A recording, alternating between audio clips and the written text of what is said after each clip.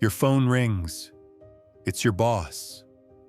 He asks you to come in early tomorrow morning. No explanation. No reason. The call ends. You suddenly feel uneasy, almost sick. Your mind starts racing. What did I do wrong? Did I mess up something at work? Is he going to fire me? You spend the whole night thinking. Every conversation, every small detail from work. You replay it all, again and again. And this is where most of our suffering actually begins. Not in reality, but in our mind. Nothing bad has happened yet we are already living the pain. And the reason is not overthinking itself. The reason is low emotional strength. Just like the body has physical strength, the mind has emotional strength too. And when emotional strength is low, even harmless situations can feel threatening. The next morning, he's called into the boss's cabin. He sits down, trying to stay calm. The boss looks at him and says, "You've been doing excellent work. We're starting a new project, and we want you to be the project head." Just like that, the fear vanishes. Nothing terrible happened. He walks out of the office, relieved, but a few steps later, his mind starts again. Am I really ready for this? What if I fail? Overthinking isn't a flaw, it's a signal. That emotional strength needs care. Let me explain this with a simple story. One evening, a young boy sat quietly at the dining table.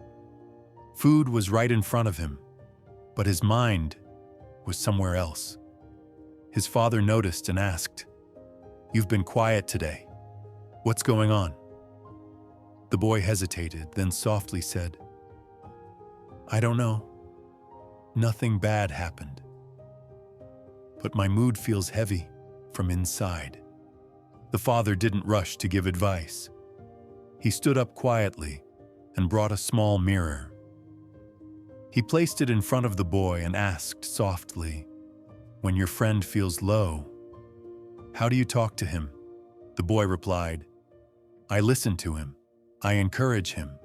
I tell him things will be okay." "Then why does your voice change when you speak to the person in this mirror?" The boy looked down.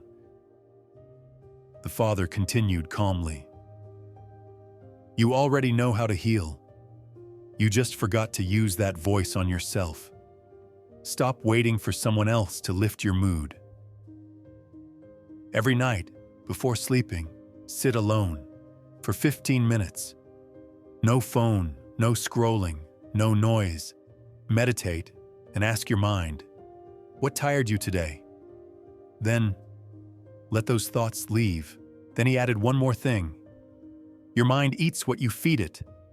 Content filled with anger, greed, lust, and violence doesn't entertain the mind.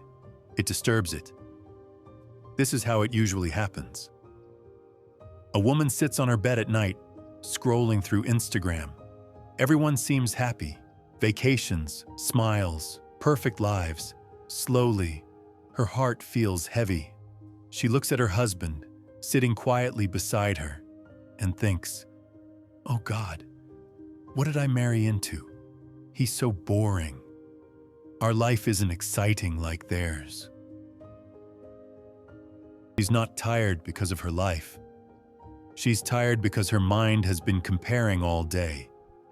She's been feeding her thoughts with other people's highlight reels.